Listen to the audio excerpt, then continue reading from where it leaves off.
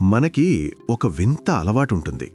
మన లైఫ్ని వదిలేసి పక్కోడి లైఫ్లో ఏం జరుగుతుందా అని వెతకడం. అదేంటో అదొక సరదా.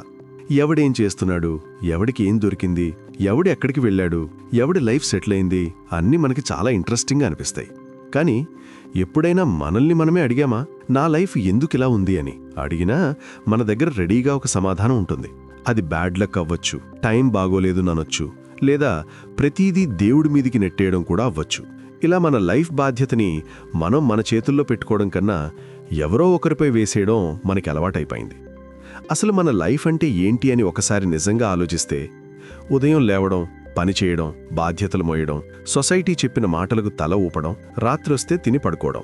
ఎక్కువ మందికి లైఫ్ ఇలానే ఉంటుంది. కానీ నిజంగా ఇదే నీ లైఫ్ అయితే మనిషికి ఒక మిషన్కి పెద్ద తేడా ఏముంటుంది? మిషన్ కూడా అలాగే పనిచేస్తుంది.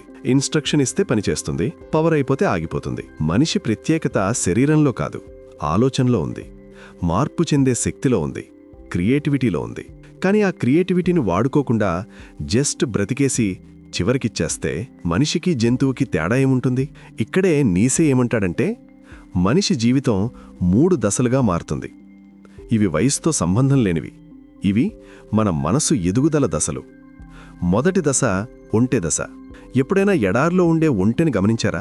దానికి ఎంత భారం వేసినా, ఎన్ని మూటలు పెట్టినా అది ఒక్క మాట కూడా మాట్లాడదు, ఎదురు తిరగదు, ప్రశ్నించదు, సైలెంట్గా నడుస్తూ పోతుంది. ఎందుకంటే అది దాని కర్తవ్యమని నమ్ముతుంది కాబట్టి. అలానే ఈ దశలో మనిషి కూడా సమాజం చెప్పిన మాటలు, మతం చెప్పిన ఆజ్ఞలు, సాంప్రదాయం పెట్టిన నియమాలు అన్నింటినీ ఒక్క ప్రశ్న కూడా అడగకుండా స్వీకరిస్తాడు. ఇది ఎందుకు, ఇలా ఎందుకు అనే ప్రశ్నలు రావు. అజ్ఞానంలోనే ఒక భారంలా మోస్తూ నమ్మకస్తుడిలా జీవిస్తాడు.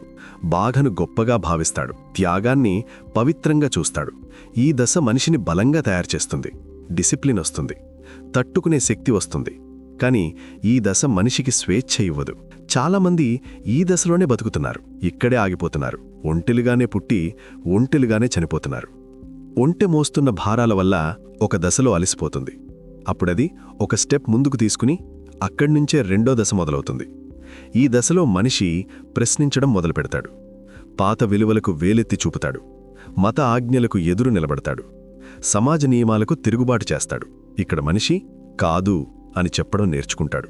నీసే దీనిని డ్రాగన్తో యుద్ధంగా చెబుతాడు. డ్రాగన్ అంటే ఇదే చెయ్యాలి, ఇది తప్పు, ఇది పాపం, ఇది పవిత్రం అని చెప్పే పాత ఆజ్ఞలన్నీ. సింహం ఆ డ్రాగన్కి ఎదురుగా నిలబడి నాకు కాదు అనేది చెప్పే హక్కు ఉంది అని ప్రకటిస్తుంది. ఈ దశ చాలా ముఖ్యమైంది, ఎందుకంటే ఇక్కడే భయం పోతుంది. కానీ ఇక్కడ ఒక పెద్ద లోపం ఉంది. సింహం ఉన్న బిల్డింగ్ని కూల్చగలదు, కానీ కొత్తగా కట్టలేదు. అంటే పాత విలువలను నాశనం చేస్తుంది, కానీ కొత్త విలువలను సృష్టించలేదు. సింహం కేవలం స్వేచ్ఛ కోసం పోరాడే దశ మాత్రమే. ఇక్కడే ఆగిపోతే మనిషి ఒక యాంగ్రీ రెబల్గా మిగిలిపోతాడంతే. అందుకే నీసే మూడో దశ గురించి చెబుతాడు. అదే పిల్లవాడు దశ. ఇది అత్యున్నత దశ. సింహం పాత విలువలను కూల్చిన తర్వాత పిల్లవాడు పుట్టుకొస్తాడు. పిల్లవాడికి ఏం తెలీదు, కానీ అతనిలో ఒక గొప్ప లక్షణం ఉంటుంది, క్యూరియాసిటీ ఉంటుంది. తెలుసుకోవాలన్న ఆతృత ఎక్కువ. అతను ప్రశ్నిస్తాడు, ఆశ్చర్యపడతాడు, కొత్తగా తెలుసుకోవాలని కోరుకుంటాడు. అతనికి భయం ఉండదు, అపరాధ భావం లేదు, పాస్ట్లో జరిగిన భారాలు లేవు. పిల్లవాడు ఒక క్రియేటివ్. లైఫ్ని ఒక ఆటలాగా చూస్తాడు. లైఫ్ని చూసి కాదు అనడు, అవును అంటాడు. సమాజం, మతం, భయాలు అతన్ని కంట్రోల్ చేయలేవు. తానే తన జీవితానికి అర్థం సృష్టించుకుంటాడు. నీసే ప్రకారం నిజమైన స్వేచ్ఛ, నిజమైన మానవ పరిపూర్ణత ఈ పిల్లవాడు దశలోనే సాధ్యమవుతుంది. ఫైనల్గా విషయమేంటంటే, మనిషి ఎవడో ఒక గొట్టంగాడు చెప్పినట్టు బ్రతకడానికి పుట్టలేదు. నీ లైఫ్ నీది, నీ బాధ్యత నీది. నీ జీవితానికి అర్థం నువ్వే సృష్టించుకోవాలి. మొదట ఒంటలా భారం మొయ్యాలి. అది అవసరం, ఎందుకంటే అది మనల్ని బలంగా తయారు చేస్తుంది, ఒక సేఫ్ జోన్లో పెడుతుంది. తర్వాత సింహంలా ఆ భారాలకు కాదు అని చెప్పే ధైర్యం రావాలి. పాత విలువలను కూల్చాలి. కానీ అక్కడే ఆగిపోతే సరిపోదు. చివరికి పిల్లవాడిలా భయం లేని నిర్దోషమైన మనసుతో కొత్త విలువలను, కొత్త జీవనార్థాన్ని మనమే సృష్టించాలి. ఇక్కడ దేవుడు, మతం, సమాజం, పాత నైతికతలు నీ జీవితాన్ని నిర్ణయించకూడదు. నీ బతుకు నువ్వే చూసుకోవాలి. నీ చావు కూడా నువ్వే చావాలి. అదే మనిషికి అర్థం. అదే నీసే చెప్పిన అసలు పాయింట్.